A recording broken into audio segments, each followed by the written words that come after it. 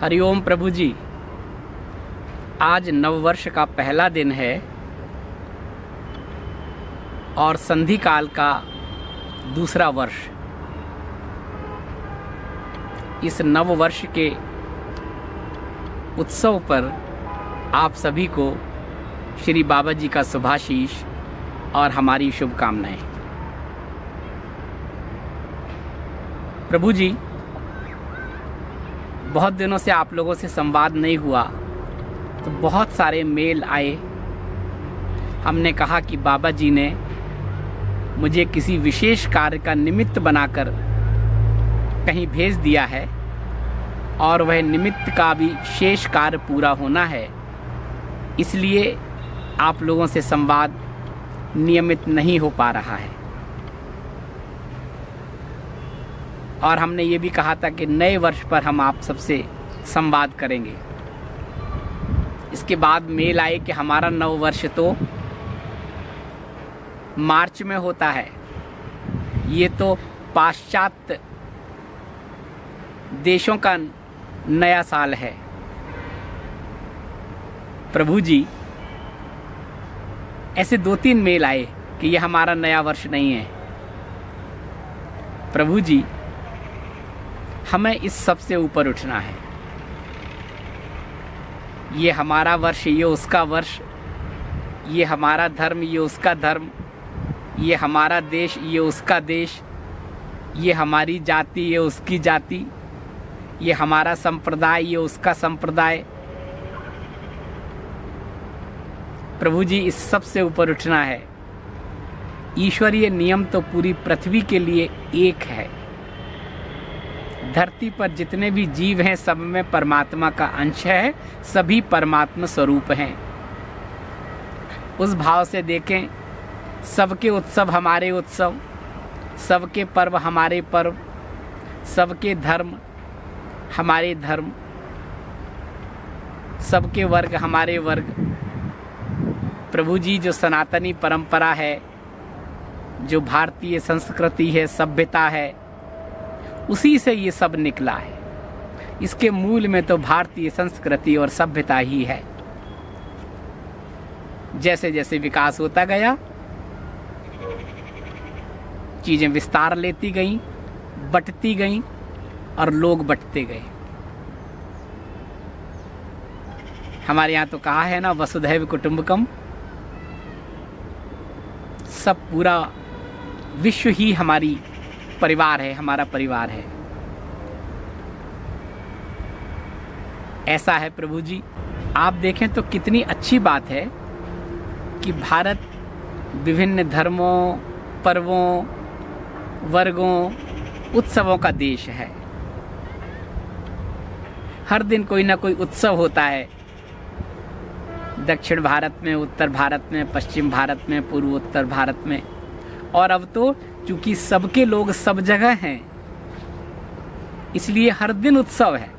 और अगर हम हर दिन को उत्सव की तरह मनाते हैं, पर्व को मनाते हैं, सबके साथ सम्मिलित होते हैं, तो प्रभु जी, हमारा आनंद तो बढ़ता ही है। पर्व और उत्सव में हम आनंदित तो होते ही हैं, तो क्यों ना हर दिन हमारा उत्सव हो जाए। बाकी तो जीवन में सुख और दुख लगा ही रहता है।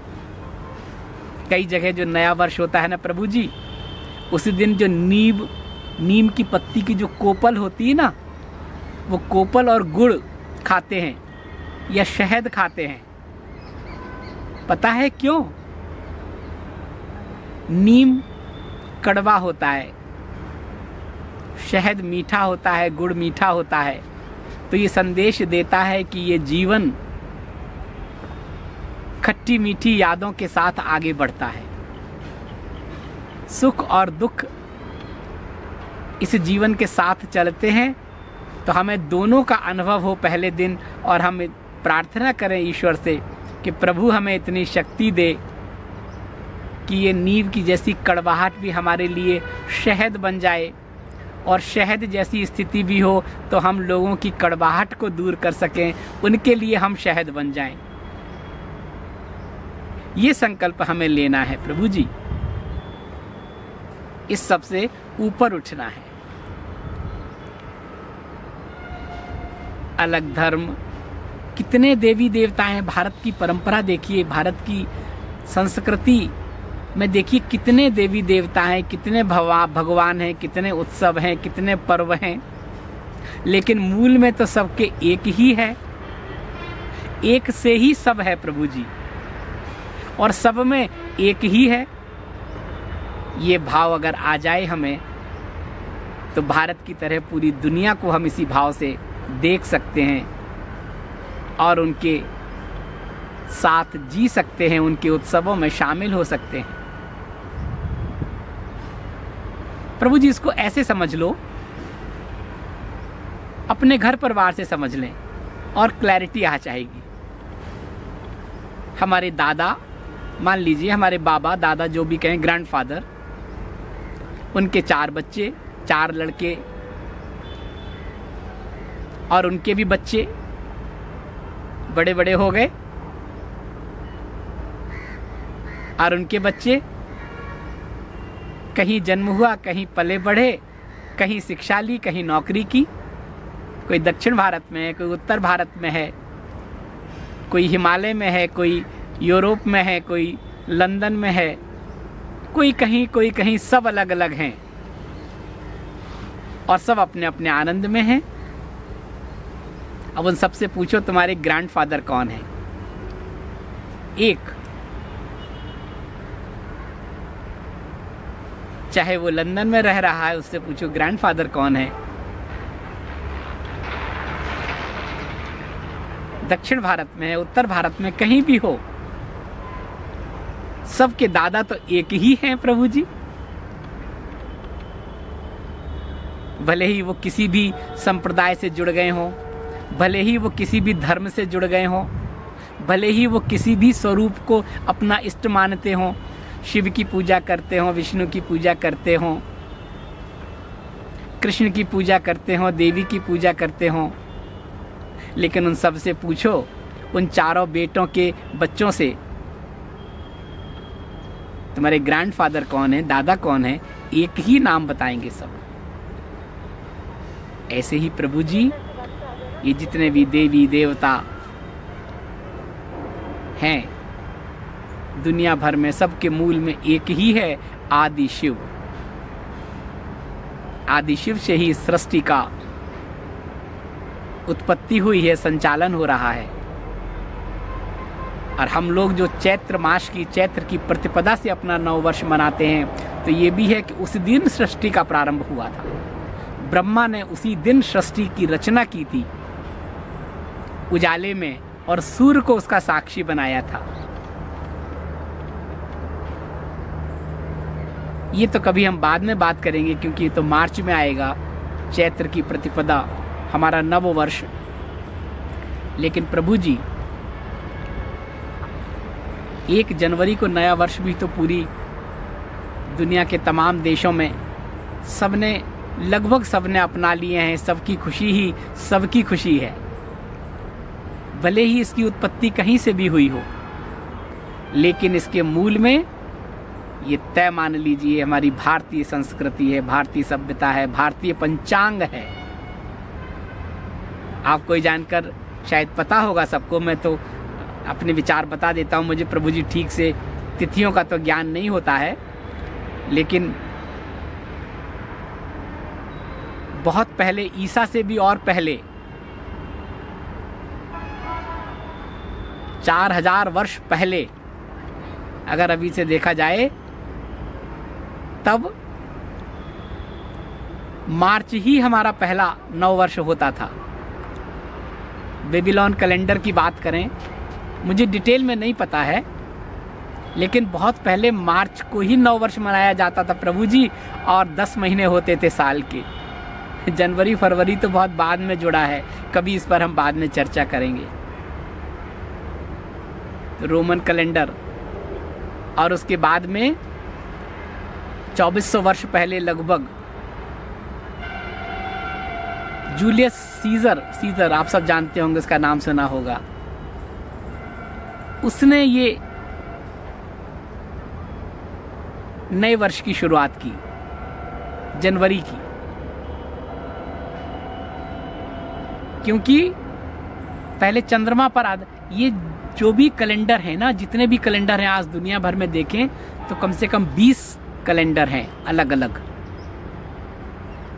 ग्रेगोरियन कैलेंडर से लेके और रोमन कैलेंडर से लेके बहुत सारे कैलेंडर देखें, कैथोलिक कैलेंडर, सब करीब 15-20 हैं। सबके मूल में चंद्रमा और सूर्य ही तो है।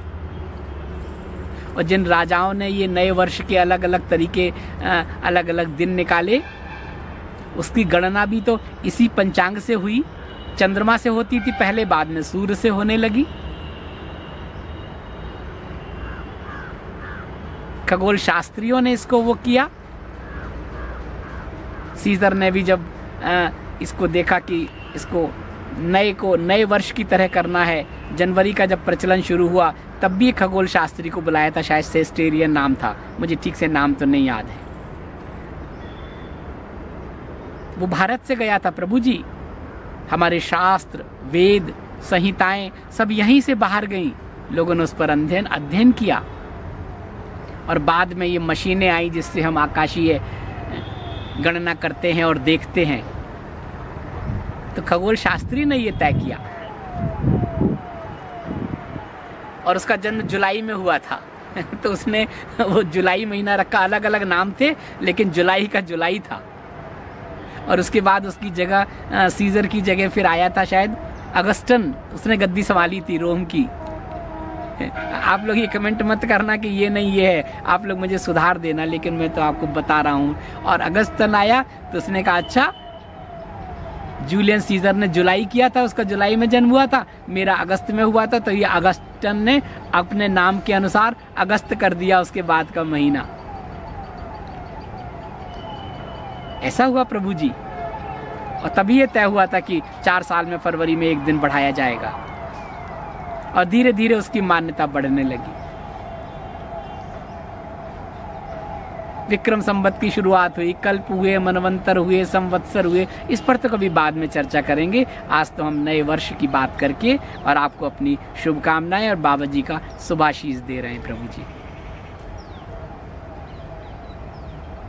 और रोमन कैलेंडर के बाद ये चलता रहा लगभग 1500 वर्षों तक। उसके बाद फिर पोप ग्रेगोरी थे ना, फिर वो ग्रेगोरियन कैलेंडर आया। उसमें गणनाओं में कुछ असमानता थी मौसम के हिसाब से, तो वो ठीक करते गए। जो ठीक किया उसने, जो प्रचलित हो गया, वो नया कैलेंडर आ गया। और भारतीय पंचांग के हिसाब से जो हमारा नया वर्ष है ना प्रभु जी, चैत्र प्रतिपदा से शुरू होता है। उसके पीछे बहुत से कारण हैं। हमारे ऋषियों ने, मुनियों ने कितना रिसर्च की होगी, तब चैत्र से नया वर्ष शुरू हुआ।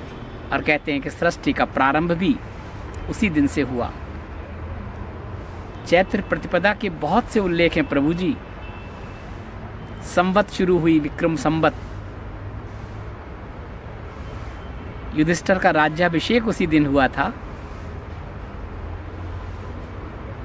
श्री राम का राज्याभिषेक गद्दी पर इसी चैत्र प्रतिपदा पर बैठे थे प्रभु जी।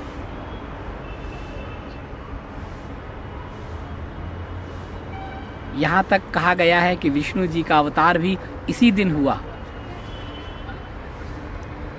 और चैत्र में जो ग्रहों की स्थिति होती है वो ऊर्ध्वगामी होती है। और मौसम देखिए, ना ज़्यादा शीत होता है ना गर्मी होती है। वसंत, आनंद, उल्लास, उमंग का समय। किसानों के लिए जो उनकी मुख्य फसल है वो फसल सामने आती है, उसका फल मिलता है उन्हें। बहुत सारे ऐसे कारण हैं प्रभु जी हमारी भारतीय पंचांग के अनुसार। लेकिन फिर अलग अलग समय में आए, नाम बदले। फिर चंद्रमा की जगह सूर्य को उन्होंने आधार माना, तो चंद्रमा और सूर्य भी हमारे भारत के उसमें ही तो, हमारी भारतीय पंचांग का ही तो हिस्सा है। इस्लाम में मुहर्रम से शुरू होता है नया वर्ष, उसमें भी चंद्रमा प्रधान है। चंद्र की स्थिति देखकर, वहाँ के तो सारे त्यौहार ही चंद्र की स्थिति देख के बनाए जाते हैं। जब मैं बातें करता था भविष्यवाणी की, मैं चंद्रमा की बातें करता था, तो लोग कहते थे कि चंद्रमा को आप इतना महत्व क्यों दे रहे हैं। प्रभु जी उठा के देखिए, सारे कैलेंडर देखिए, पंचांग देखिए, सब चंद्रमा पर आधारित हैं। ये सब बातें तो आपसे इसलिए कर ली कि हमें इसकी जानकारी होनी चाहिए। और नया वर्ष है, जिसका भी नया वर्ष हो, मूल में तो हमारा भारतीय पंचांग ही है। हमारा तो कहना ये है कि हम जो भी उत्सव मनाएं, जो भी पर्व मनाएं, जो भी नया वर्ष मनाएं, संकल्प लें कि जो बीता वर्ष है वो बीत गया, अब नया वर्ष और अच्छा हो, हम अच्छा करें, प्रभु से प्रार्थना करें, अपने इष्ट का स्मरण करें कि प्रभु हमें शक्ति दें कि हम आत्म कल्याण के साथ लोक कल्याण की भावना से जीवन का ये वर्ष व्यतीत करें। आने वाला समय कुछ ऐसा हो, आत्म कल्याण और लोक कल्याण दोनों साथ में हो, ये होना चाहिए प्रभु जी। बहुत सारे मेल आए, उसमें ये लिखा कि प्रभु जी कुछ ऐसा बाबा जी को अर्जी लगाएं कि जो बीता हुआ वर्ष है, कितना दुख, कितनी परेशानियां, क्या क्या लोगों ने सहा, आने वाले वर्ष में ना हो। प्रभु जी बहुत अच्छी बात है कि हम जो बीत जाता है उसको विस्मरण कर देते हैं, और जो हाल की घटनाएं हैं वो हमें याद रहती है। प्रभु जी कोई वर्ष खराब होता ही नहीं है। 2020 जिसे हमने अलविदा कहा और आज नया वर्ष शुरू हो रहा है, तो प्रभु जी उसने भी बहुत सारे संदेश दिए हैं, संकेत दिए हैं हमें। और जब हम महामारी की बात करते हैं कोरोना की, प्रभु जी कोरोना तो अभी नया नया है, अभी आया भर है। इससे पहले देखिए, पिछले 2000 वर्ष देख लीजिए, उसके प्रमाण हैं। किस तरह की परेशानी आई, किस तरह की महामारियां आई, कितने लोगों की जानें गई। कोरोना ने तो हमें संकेत दिया है, हम सजग हो गए हैं, हम जागरूक हो गए हैं, पर्यावरण में बदलाव आया है, पृथ्वी, जल, वायु, शुद्धता आई है।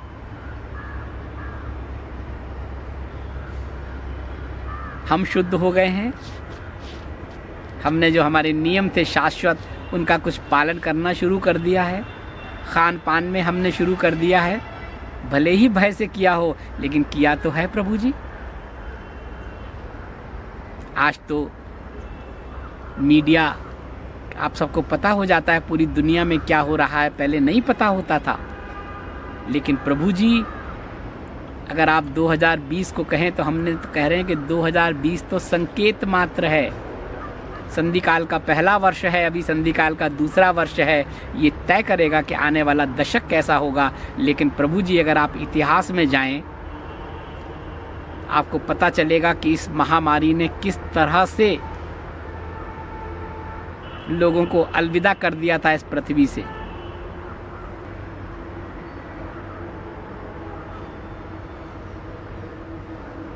प्रभु जी, अपने इतिहास पर जाएं तो 6ठी शताब्दी में हमारे यहाँ कितने बार प्लेग और हैजा की घटनाएं हुई प्रभु जी। 6ठी शताब्दी में 540-41 की बात होगी। आप देखें तो एक प्लेग आया था, सिस्टेरियन प्लेग। 5 करोड़ लोग काल कवलित हो गए थे। ईश्वर ने उन्हें बुला लिया था। और उस समय पता दुनिया की आबादी कितनी थी? 10 करोड़ के आसपास। आप समझिए, 6ठी शताब्दी के मध्य में 5 करोड़ लोग प्लेग से मौत के मुंह में चले गए थे, यानी दुनिया की आधी आबादी।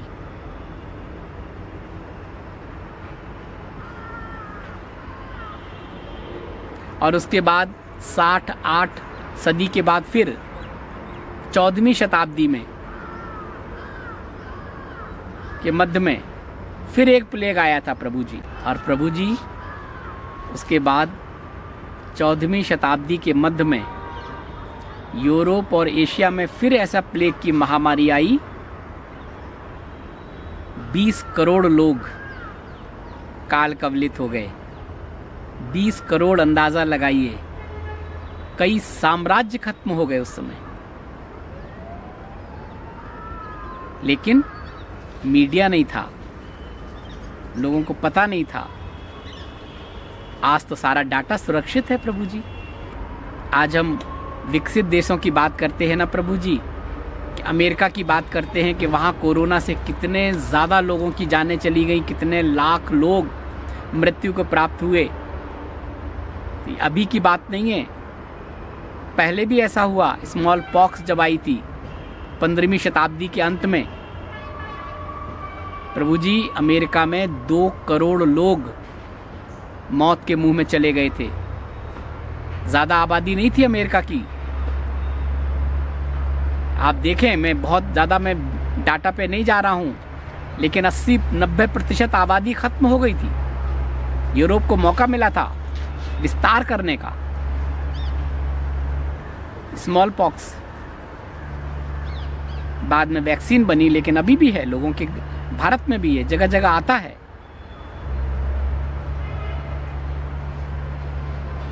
ये 15वीं शताब्दी के अंत की बात है प्रभु जी। और 19वीं शताब्दी में अभी देखो 1817 के आसपास हैजा, कितने लाख लोग मृत्यु को प्राप्त हुए। भारत से शुरू हुआ था, यूरोप, अमेरिका, तमाम देशों में पहुंचा।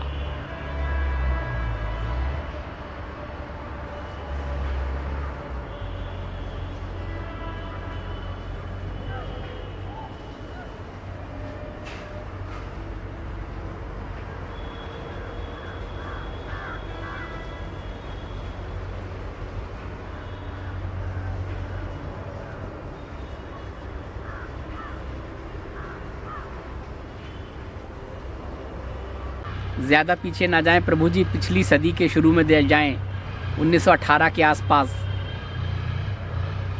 स्पेनिश फ्लू आया था।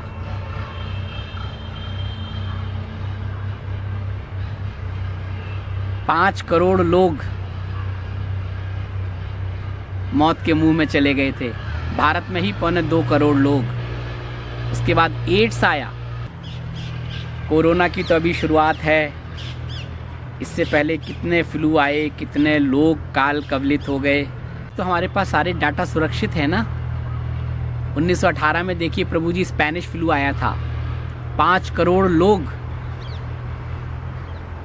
काल के गाल में समा गए थे। 2.25 करोड़ तो केवल भारत में ही। और 68 में फिर चीन से एक फ्लू आया था, बहुत लोगों की मौत हो गई थी प्रभु जी। और 1981 में अगर आए, 80-81 की बात करें, एड्स, आज भी उसका इलाज नहीं है प्रभु जी। और उसी साल 7 लाख लोग मारे गए थे।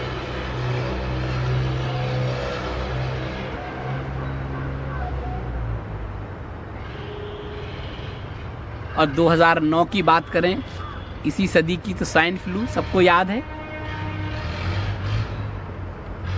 अभी भी है, आता है। तो प्रभु जी समय समय पर जब इस प्रकृति का ज़्यादा दोहन होने लगता है, हम करने लगते हैं, इस तरह की प्राकृतिक आपदाएं आती हैं, पहले संकेत देती हैं कि आप सुधर जाएं, संभल जाएं, जाग जाएं, और नहीं तो फिर वो आक्रमण करती हैं। और वही आक्रमण इन 1500 वर्षों में जो हुआ वो हमने आपको बताया। और जब प्रकृति का आक्रमण होता है प्रभु जी, जब उसका रौद्र रूप सामने आता है, तो क्या विकसित देश, क्या विकासशील देश और क्या पिछड़े देश, किसी को नहीं छोड़ता। तो प्रभु जी अभी 20 में जो भी हुआ वो संकेत मात्र है। क्योंकि मीडिया है, हम सब तक हर दिन खबरें पहुंचती हैं, पूरी दुनिया में क्या हो रहा हमें पता चलता है, हम भयभीत होते हैं क्योंकि वो हमारे पास भी आ रहा है। तो प्रभु जी हमें इसको उसी भाव से लेना चाहिए। जो हुआ सो हुआ, अब आगे ना हो इसके लिए हम सावधान हो जाएं, संकल्प लें, सहज हो जाएं, सरल हो जाएं, जागरूक हो जाएं, अपना ध्यान रखें, अपने शरीर का ध्यान रखें, तनाव कम से कम रखें। और इन घटनाओं को मेरे बताने का इसके पीछे जो कारण है वो ये है, इन घटनाओं को देखें तो ये तो अभी जो कुछ हुआ वो इतना बड़ा दुख नहीं है जो पहले लोगों ने देखा, जिया। आप सोचिए अमेरिका की 80% आबादी एक ही बीमारी से खत्म हो गई हो, क्या स्थिति रही होगी। तो प्रभु जी ये सब नियति है, ईश्वर का विधान है, उस विधान में कोई दखल नहीं कर सकता। अभी जो वर्ष आ रहा है इसमें हमें सावधान रहना है। मैं पिछले वीडियो में बता चुका हूँ, संधि काल का दूसरा वर्ष, इसमें जो संकेत मिलेंगे उसके अनुसार आने वाला दशक होगा। लेकिन हम इस नव वर्ष पर, इस उत्सव में आनंद रहें, भय रहित हो जाएं, खुश रहें, खुशियां बांटें, वसुधैव कुटुंबकम का भाव अपने अंदर रखें। हम सब एक हैं, एक दूसरे की मदद करें, ऐसा भाव हमारे अंदर आना चाहिए प्रभु जी।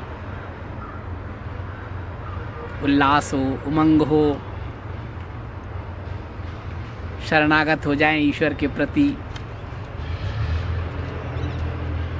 और हम तो आप सबके लिए नित्य प्रार्थना करते हैं प्रभु जी। हमारा भी ये संधि काल चल रहा है, बताया था आपको हमने, हमारी भी कुछ समय में दशा और दिशा तय होनी है।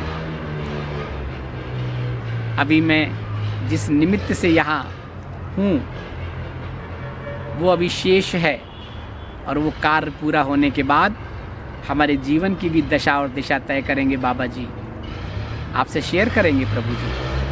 अभी तो आपसे बहुत सारी बातें करनी है,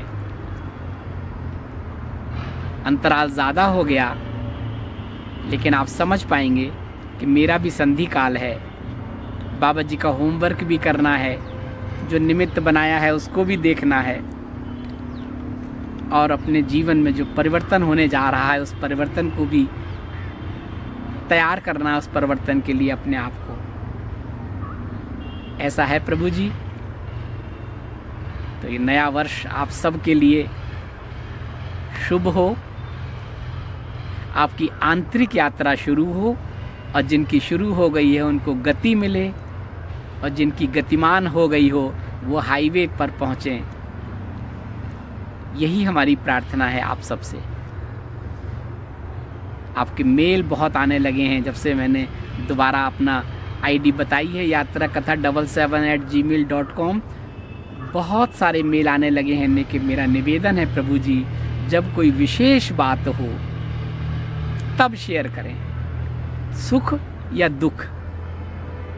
सुख दुख में सम रहना है ना, तो हम तो आपसे यही कहेंगे कि सम रहें, लेकिन आप शेयर करें, कोई विशेष बात हो तब करें। और जवाब नहीं मिले तो कोई बात नहीं, अगर आपके पास हरिओम भी पहुंच गया तो समझ लिए आपकी अर्जी बाबा जी तक पहुंच गई। अब बाबा जी तक पहुंच गई तो फिर आपका और बाबा जी का संपर्क है, फिर आपको मेल की ज़रूरत नहीं है, हमें जवाब देने की ज़रूरत नहीं है। प्रभु कृपा करेंगे,